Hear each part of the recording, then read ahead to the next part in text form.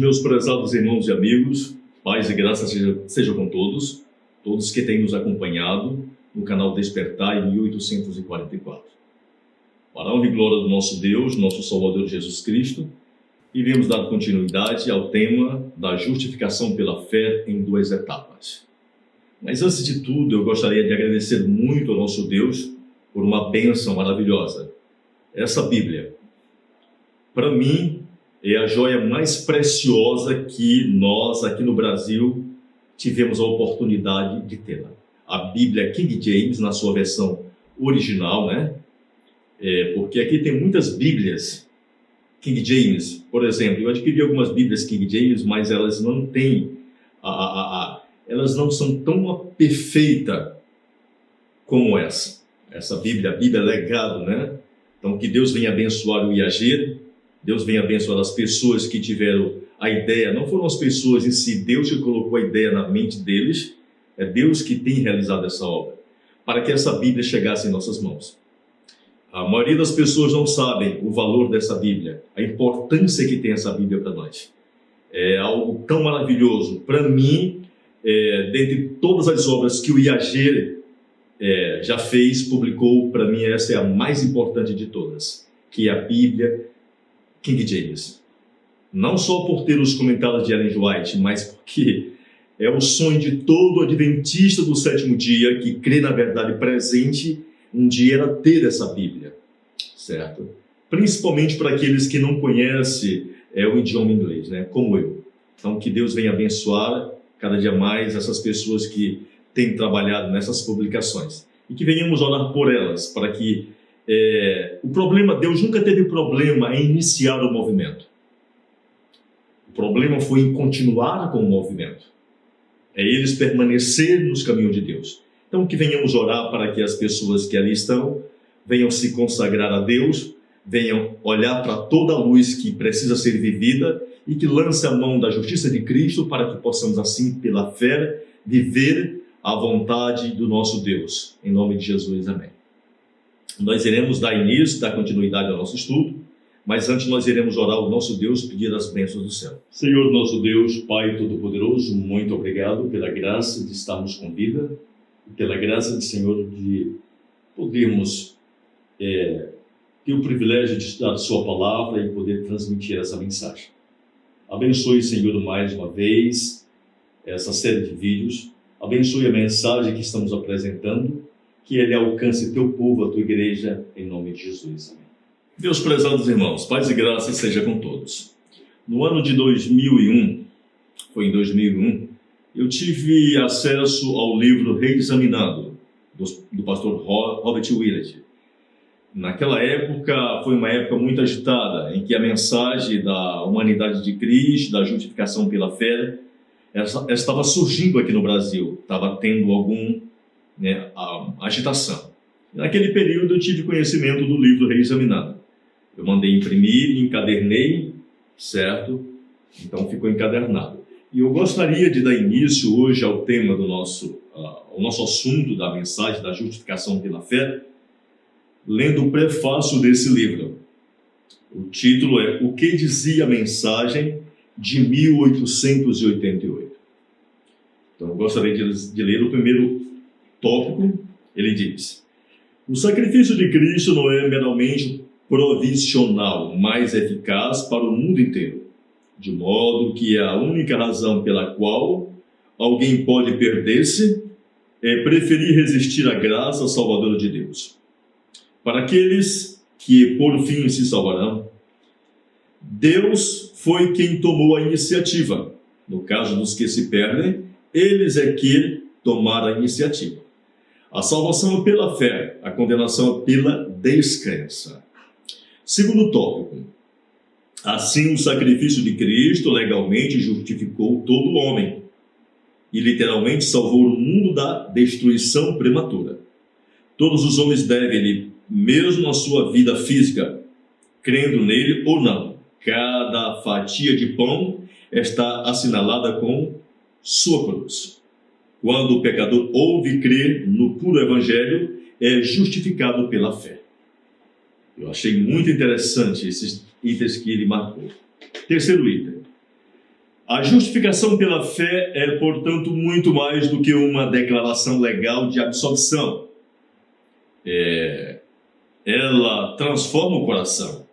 A justificação legal é o que hoje os evangélicos creem. Eles creem que a justificação pela fé nada mais é do que uma justificação legal. Ou seja, simplesmente Deus lhe declarando justo. Por que eles não creem que a justificação torna o homem justo? É porque eles acreditam que natureza pecaminosa é pecado. E por termos natureza pecaminosa, jamais poderemos alcançar a perfeição ou a vitória sobre o pecado. Então, esse é o tipo de evangelho que eles creem. E é o evangelho que a Igreja Adventista do Sétimo Dia, como liderança, abarcou na década de 50. Damos continuidade. O pecador agora recebeu a expiação, que é reconciliação com Deus.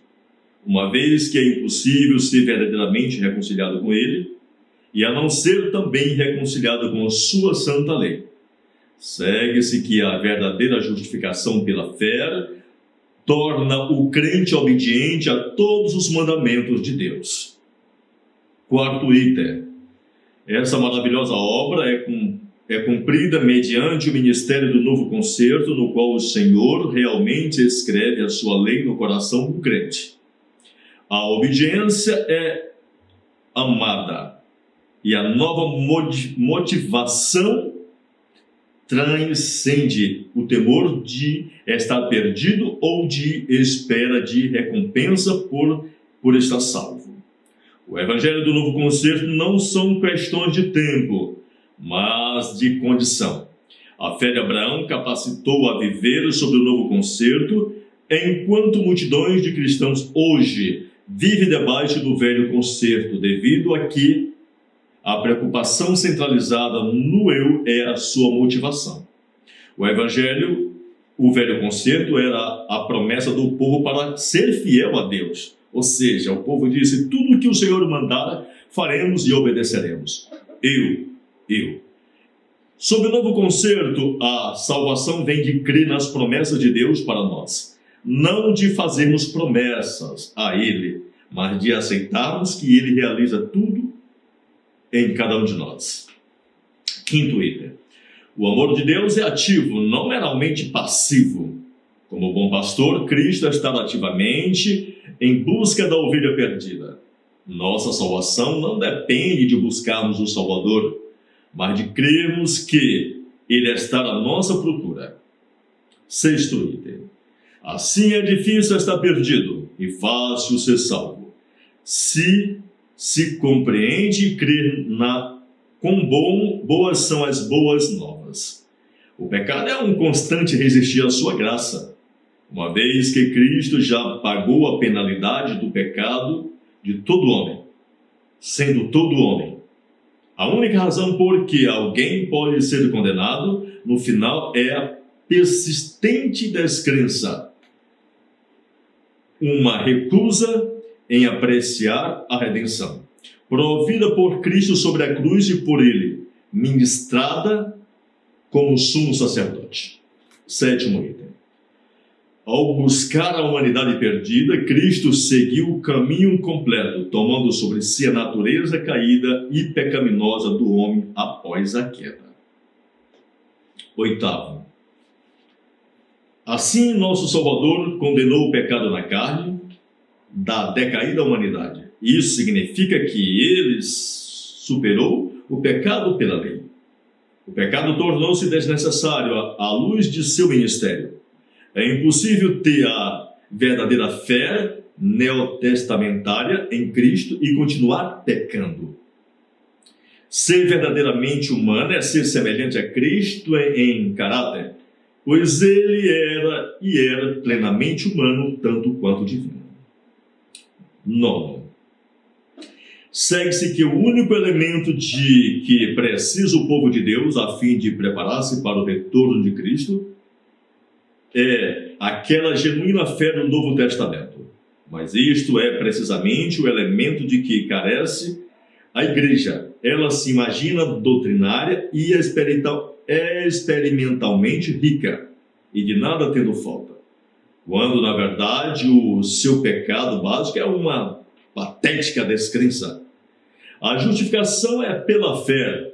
É impossível ter fé e não demonstrar justiça na vida. 10º, a justificação pela fé desde 1844 é a terceira mensagem angélica em verdade. Assim, ela é maior do que aquilo que os reformadores ensinavam. E as igrejas populares hoje entendem. É uma mensagem de graça abundante, compatível com a verdade adventista singular da purificação do santuário celestial. Uma obra contingente com a plena purificação dos corações do povo de Deus sobre a terra. Então, achei muito interessante esses itens marcados pelo autor do livro Reexaminando. Então, é isso aí. Então, nós, para entendermos essa mensagem, nós precisamos voltar a 1844. Em 1844, Deus, não digo 1844, eu digo que em 1831, quando Jesus enviou do lugar santo do santuário celestial o primeiro anjo, no verão de 1844, Deus agora envia do primeiro compartimento o segundo anjo, e após 22 de outubro, Deus agora envia o mais poderoso dos anjos, o terceiro anjo, do lugar santíssimo do santuário celestial. E ali encontra-se a lei de Deus. Certo? Então Deus trouxe à luz o Evangelho e a sua lei. No livro Parábola de Jesus lá diz que a lei de Deus é como a raiz de uma árvore, enquanto o Evangelho eterno são os frutos da árvore. Nós não podemos separar a lei do Evangelho.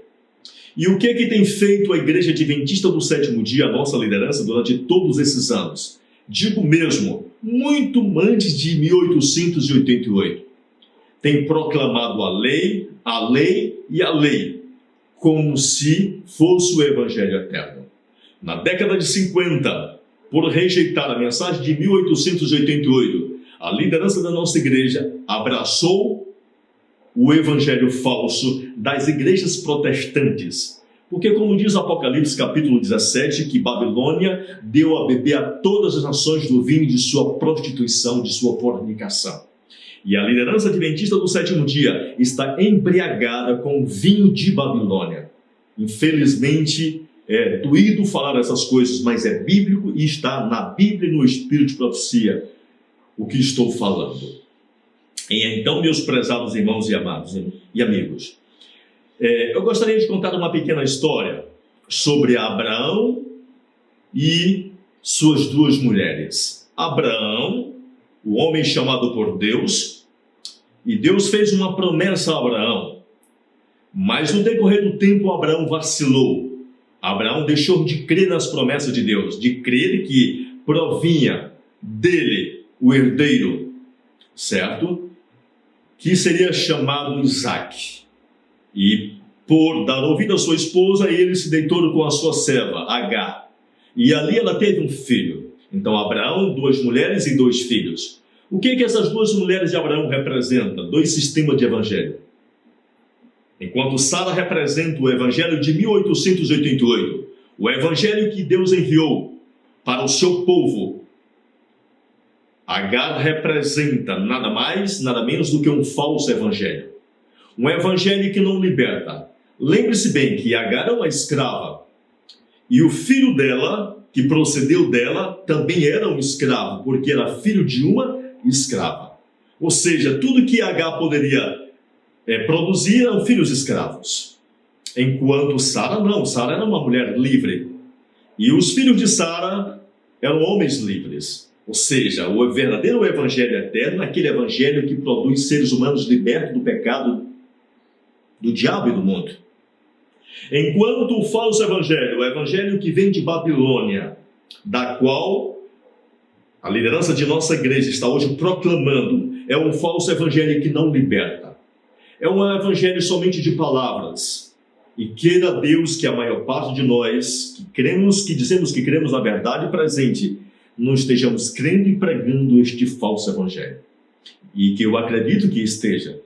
Por quê? O verdadeiro evangelho, ele anda lado a lado com a lei de Deus. A lei de Deus, a verdadeira lei de Deus, ela anda lado a lado com o evangelho eterno. É como disse Ellen G. White, não podemos separar a raiz, o tronco da árvore dos seus frutos. Se cortarmos o tronco, ela deixa de produzir frutos.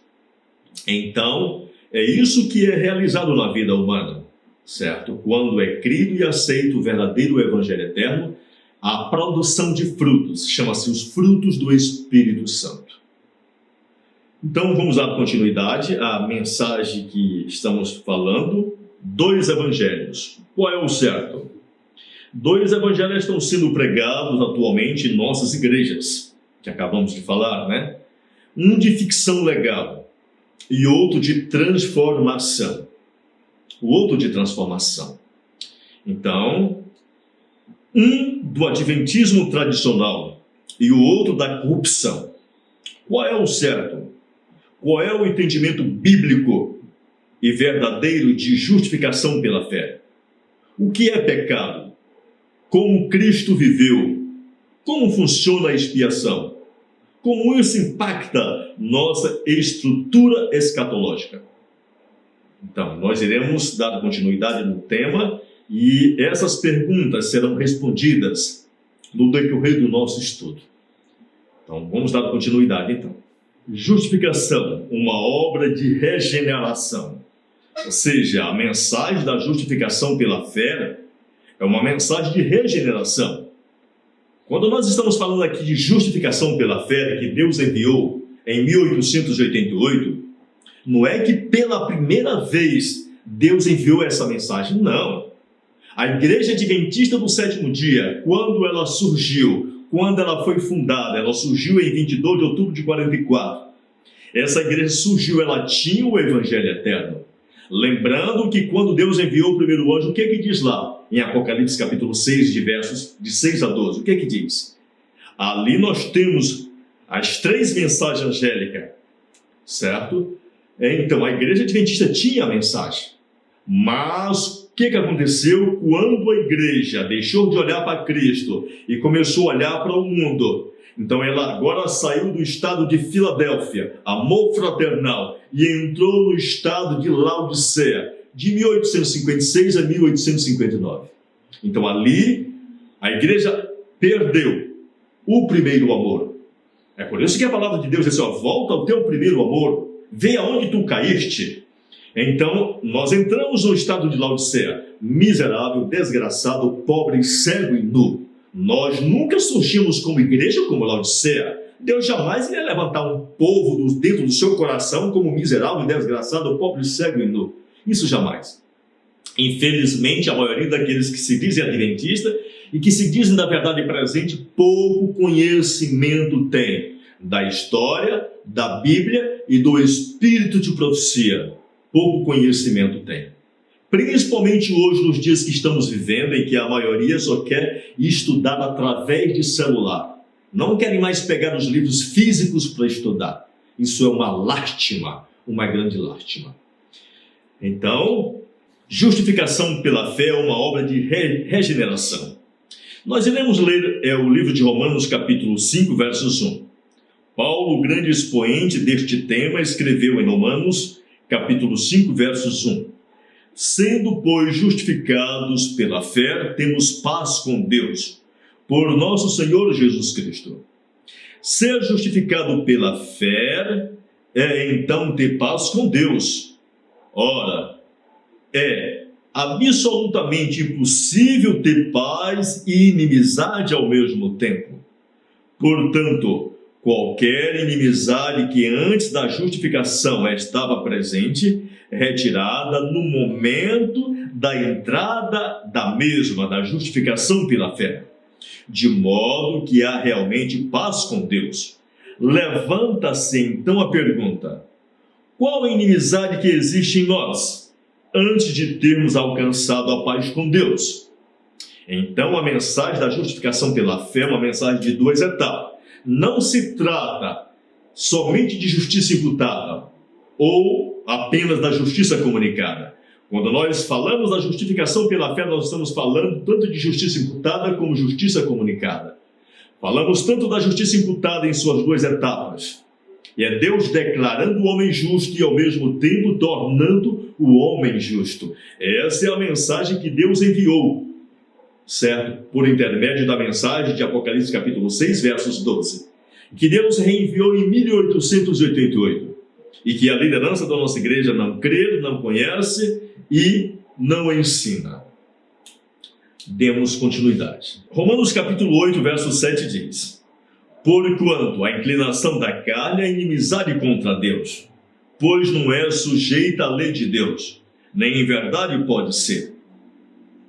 Na Santa Escritura, conforme temos lido, a inclinação da carne é identificada como sendo inimizade contra Deus. Nota-se que o versículo não diz que a inclinação da carne está em inimizade, mas que é inimizade. Esta distinção é muito importante na compreensão da Escritura. Porquanto a inclinação da carne é inimizade contra Deus, pois não é sujeita à lei de Deus, nem em verdade pode ser. Em 1893, quando A.T. Jones, por ocasião da Conferência Geral em Minneapolis, pregou aos delegados reunidos em sessão sobre este tema, teve o seguinte diálogo. Agora, Romanos capítulo 8, versos de 6 a 7. Porque a inclinação da carne, ele ser, é morte. Qual é a condição do homem que tem a inclinação da carne? Ele pergunta. A congregação responde, a morte. Mas a inclinação do espírito é vida e paz. Porque a inclinação carnal, a inclinação natural é estar em inimizade contra Deus? Ele pergunta. Congregação, não é estar em inimizade com Deus, mas ela própria é inimizade. É inimizade contra Deus, pois não estar sujeita à lei de Deus. Até que o homem esteja convertido, ele pergunta. A congregação responde, nem isto pode ser. Ele pergunta, não pode ser? Não pode Deus fazer essa inclinação sujeita à sua lei? A congregação responde, não. E ele continua, então, não pode o Senhor fazer essa inclinação que é estar em vós e em mim? A inclinação natural? Não pode fazê-la sujeita à sua lei? A congregação responde, não. Que inclinação é essa? Ele pergunta. É inimizade contra Deus.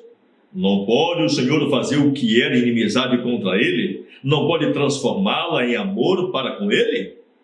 A congregação responde, não. Este é o ponto. Se estivéssemos em inimizade, podíamos ser reconciliados. Porque o que nos fazia estar em inimizade seria a fonte do problema. E o que é estar em inimizade seria reconciliado. Nós estaríamos em inimizade, mas quando ele atira, ficaríamos reconciliados com Deus. Contudo, no caso da inclinação da carne, ela própria a causa da inimizade. Ela própria é a raiz, é o problema, diz ele.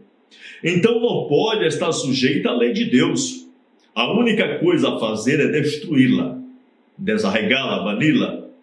Que espírito é este? A congregação responde, o espírito de Satanás. É a inclinação da carne? Esta é de Satanás. Que pode então o homem fazer no caminho da justiça? Que pode ser feito nele? Mesmo no caminho da justiça, enquanto nele se encontra aquela outra inclinação? A congregação responde nada. Então nós estamos olhando aqui, vendo, estudando, e iremos entender esse tema pela graça de nosso Salvador Jesus. Em 18 de abril de 1899, o pastor A.T. Jones, o pastor Wagner e A.T. Jones escrevem: há um sério e muito preocupante erro mantido por muitas pessoas. Esse erro consiste em pensar que quando se convertem, sua velha natureza pecaminosa é eliminada. Em outras palavras, cometem o erro de pensar que estão livres da carne. por ela ter sido retirada completamente delas. Então, quando descobrem que a coisa não era assim, quando verificam que ainda estão com a mesma velha carne com as suas inclinações, bloqueios e seduções, veem que não estão preparados para isso e se desanimam. Ficam pensando que nunca se converteram afinal. Então, o homem que é justificado pela fé, Deus não coloca nele uma nova natureza, de forma nenhuma. O que é colocado no homem é uma mente nova, a mente de Cristo, a mente de Jesus Cristo, como disse o apóstolo São Paulo. Demos continuidade. Jones continua explicando que a conversão não reverte de nova carne o velho espírito, mas o novo espírito é posto na velha carne. Ela não se propõe a cobrir a velha mente com a nova carne, mas uma nova mente posta na velha carne. Livramento e vitória não são obtidos porque a natureza humana foi retirada, mas pelo recebimento da divina natureza, para subjugar a humana e ter domínio sobre ela. Isso mesmo.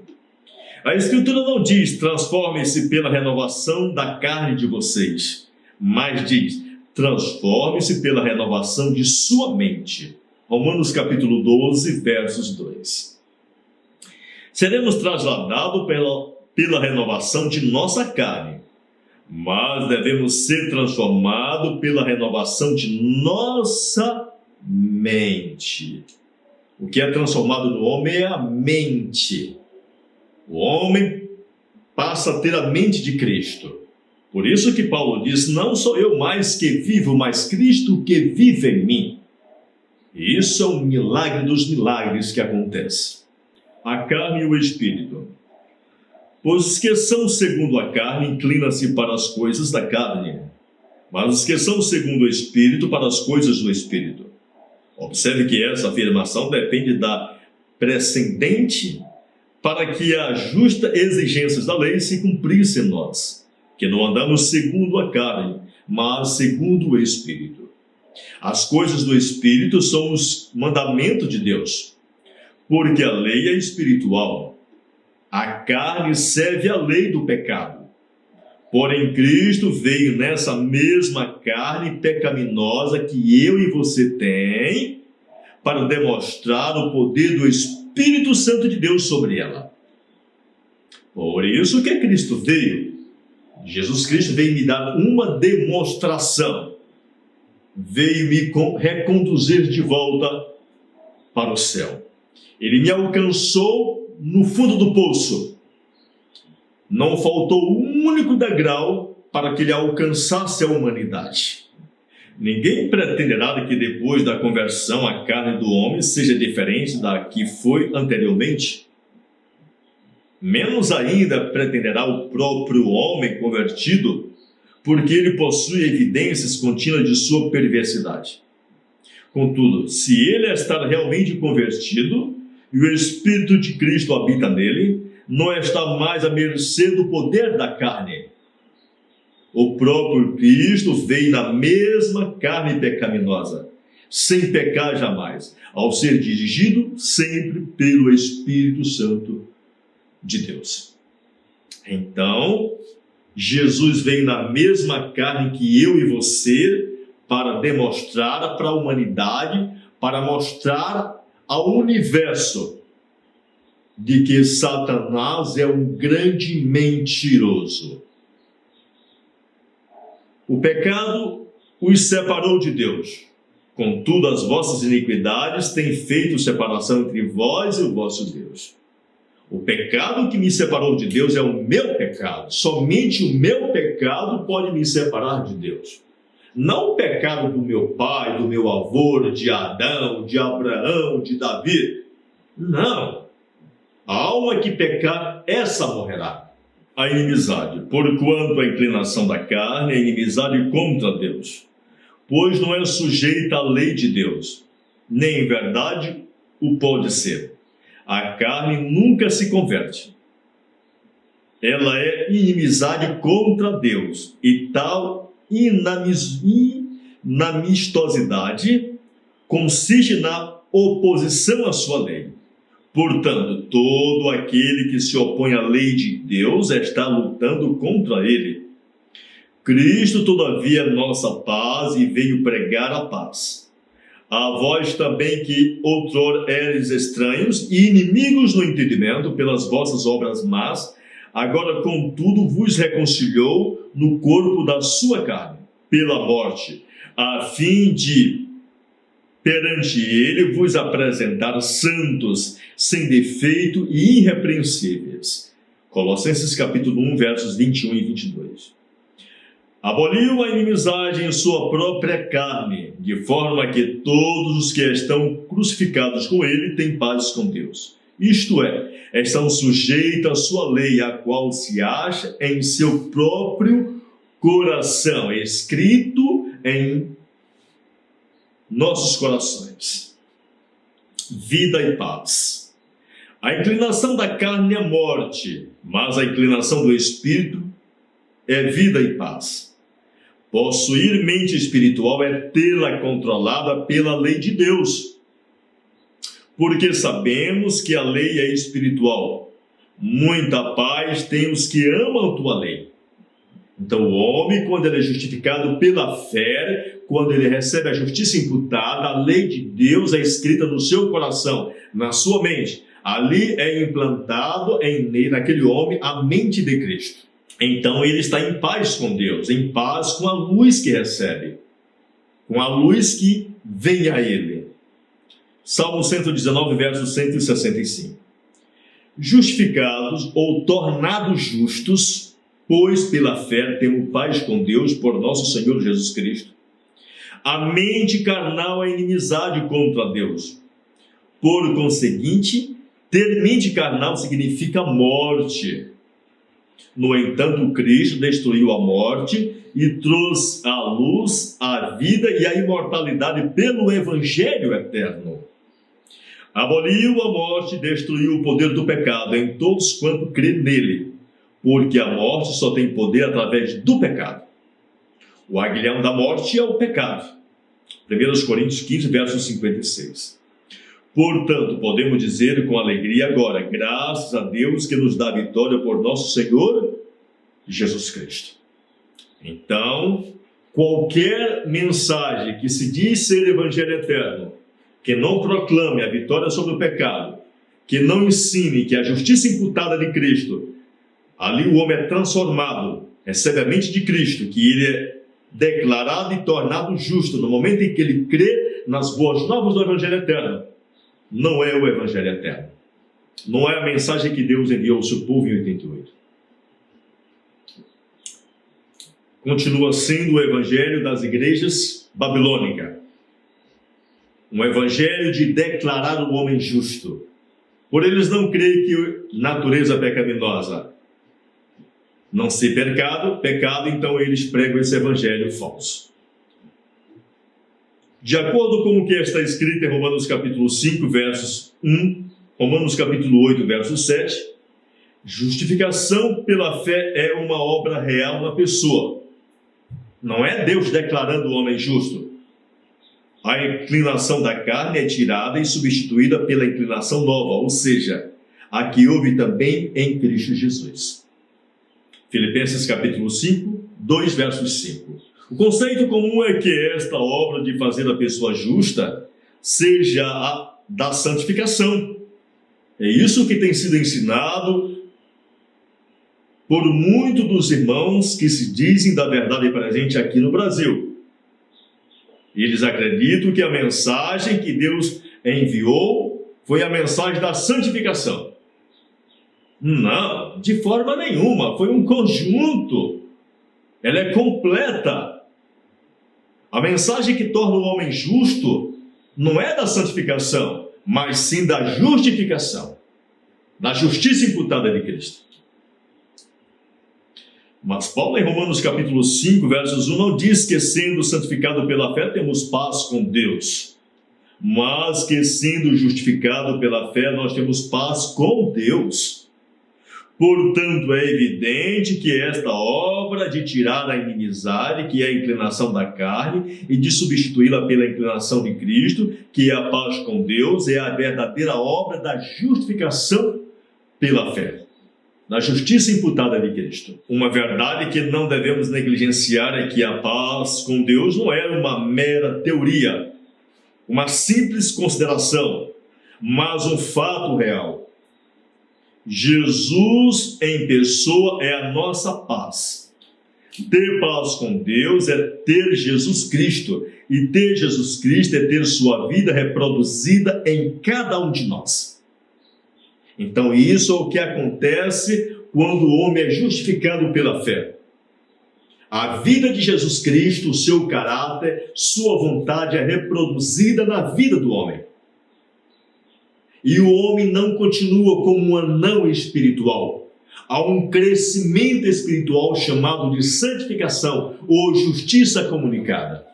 Mas quando nós, seres humanos, negligenciamos uma só luz e queremos viver essa, mas essa não, crer nessa, mas essa não, então há problema, um grande problema.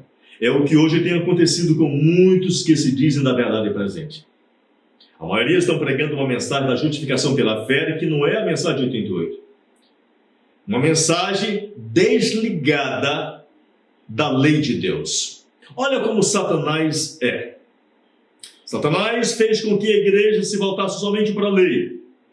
Devido à igreja adventista do sétimo dia olhar para o passado e ver que durante 1260 anos o sistema papal havia pisado os santos mandamentos de Deus.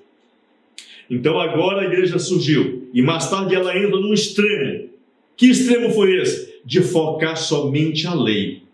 E se desligou da justiça de Cristo, porque o único meio pelo qual o homem pode guardar os mandamentos de Cristo é através da sua justiça, do poder da graça de Cristo. Ou seja, o homem não, Cristo no homem. O homem simplesmente é uma luva.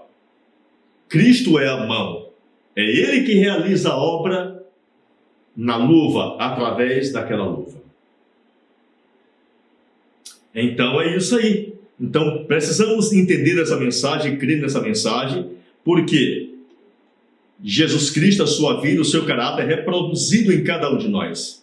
Quando nós aceitarmos essa mensagem, entendermos essa mensagem, assimilarmos essa mensagem, comermos ela, aí sim, com fé, a vida de Cristo é reproduzida no homem. O homem agora nasce do Espírito Santo, recebe a mente de Cristo e começa um desenvolvimento na verdade espiritual. E o homem não permanece como um anão, ele há um crescimento, porque se a árvore não cresce, há problema na árvore. Quando esse apelo de Paulo for cumprido na vida, as palavras de 2 Coríntios capítulo 5, versos 17, tornar-se-ão verdade na vida do crente.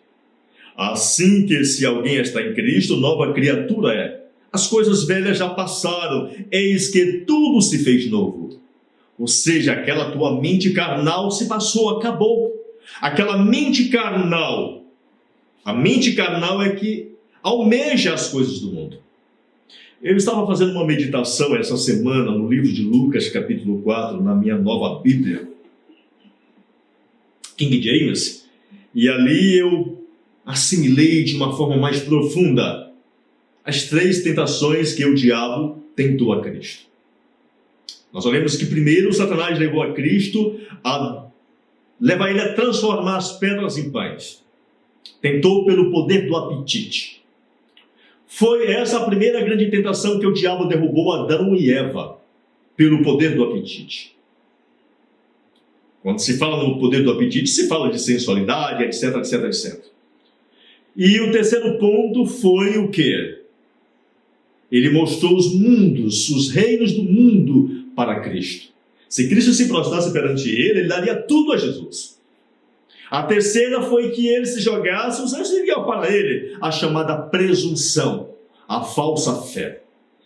E são esses os únicos 3 meios que Satanás continua nos tentando.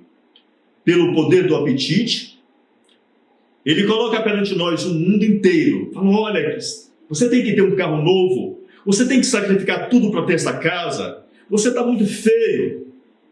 É como o Satanás coloca muito na mente de muitas das nossas irmãs. Olha, você está feia, você tem que afinar essa sobrancelha. Está parecendo com a sobrancelha de homem. Você tem que vestir uma calça, certo? Você tem que usar uma blusa de manguinha mais curta, certo? Você tem que usar um sapatinho mais alto. Você tem que usar uma base. Isso eu estou falando daqueles que se diz da verdade presente. Não estou falando da igreja em si, em geral. Porque o povão em si, em geral, se declarou mesmo, né? Então é isso que o diabo vem ainda com as mesmas tentações a nós, dizendo que nós temos que usar uma bermudinha, usar uma camisetinha para mostrar aquela tatuagem que a gente tem quando a gente era mundano, que mandou fazer, certo? E que a gente tem que ir numa praia com a esposa aos domingos, e que a nossa esposa deve tirar uma selfie só de blusinha, de alcinha para botar no Facebook ou no Instagram. É o que muitos dos nossos irmãos da verdade presente fazem, né? Postando fotos imundas e nojentas no Facebook e no Instagram. Meus prezados irmãos, eu gostaria de reler esse tópico mais essa vez para nós encerrarmos o vídeo, essa etapa de vídeo, né? Nesse momento. Vamos reler o texto. Quando esse apelo de Paulo for cumprido na vida, as palavras de 2 Coríntios capítulo 5, verso 17, tornar-se-ão verdade na vida do crente. Assim que se alguém está em Cristo, nova criatura é. As coisas velhas já passaram, eis que tudo se fez novo. Estar em Cristo é estar justificado. Estar justificado é ser uma nova criatura ou uma nova criação. Ser uma nova criação é ser feito ou criado de novo à imagem de Deus. Isso envolve a retirada de tudo quanto é velho, para o que é novo possa substituir. Esta é a obra da justificação pela fé, a obra de transformar o homem. Então a palavra de Deus diz bem claro que as velhas coisas acabou. Então, no momento em que Cristo agora imputa a sua justiça, o homem recebe a mente de Cristo. As coisas velhas já passaram, irmãos. Ontem eu tive fazendo uma análise de novo do estudo que eu fiz há muito tempo, já tem uns 4 a 5 anos, fiz uns 4 anos, sobre a idolatria do mundanismo, e pesquisando um livro do historiador de nossa igreja, não lembro agora o nome dele, eu sei que o nome do livro é Qual é a roupa certa, o nome do livro. E ali o autor é um teólogo de nossa igreja, não lembro agora, fugiu. Foi um dos primeiros pastores a fazer teologia, recebeu um doutorado na escola jesuíta, escola jesuíta. E ali ele vê uma palavra chamada andrógeno. A palavra andrógeno significa um ser que integra 2 sexos, ou seja, é a palavra unissex. Então a palavra unissex veio da palavra andrógeno, ou seja, um ser que integra 2 sexos.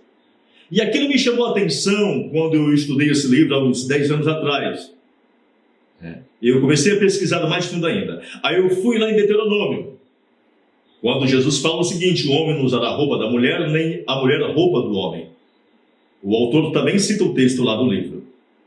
Então, a palavra andrógeno significa alguém que integra 2 sexos. O que sempre Satanás quis fazer entre o povo de Deus foi tornar o mundo uma Sodoma e Gomorra. Foi deixar o povo sem personalidade. Certo? Sem personalidade. Ele quer destruir nossa personalidade. Quer eliminar o caráter de Cristo da humanidade. Quer implantar o seu caráter diabólico, sodomita, nojento. É isso que ele quer fazer na humanidade. Então ele quer que o ser humano integre sobre si alguma coisa dele. E aí eu estive pesquisando sobre esse tipo de camiseta. Camisa de meia, né? Que hoje é vestido por todo o mundo adventista. E aqui no Brasil a gente vê os irmãos que são da verdade presente fazendo vídeo com essas camisas, né? Vestindo essas camisas. E eu vejo que a maioria desses irmãos, a verdade presente aqui, eles estão diminuindo a verdade. Eles estão deixando a verdade assim mais um pouco à vontade, mais parecida com o mundo, não tão rígida. E ali, essa camisa aqui é uma camisa unissex. Essa blusa aqui é uma blusa unissex. Ou seja, ela não é nem da mulher e nem do homem. Ela é de um ser que integra dois sexos, que é o efeminado, certo? Aquele que é homem, mas quer ser mulher. Aquilo que é mulher e quer ser homem. Isso é unissex. Então essa camisa é uma camisa unissex. Então quando nós vestimos uma camisa dessa, nós simplesmente estamos dizendo que nós somos um andrógeno, que nós somos homem e mulher, que nós estamos integrando os dois sexos. E Deus falou para o homem não usar roupa da mulher, e nem a roupa do homem. Então, essa aqui não é nem roupa de homem, nem roupa de mulher. Nós olhamos pela primeira vez quando Ellen G. White chamou a atenção da sua igreja para que ela não vestisse as roupas do movimento reformatório que estava existindo nos Estados Unidos.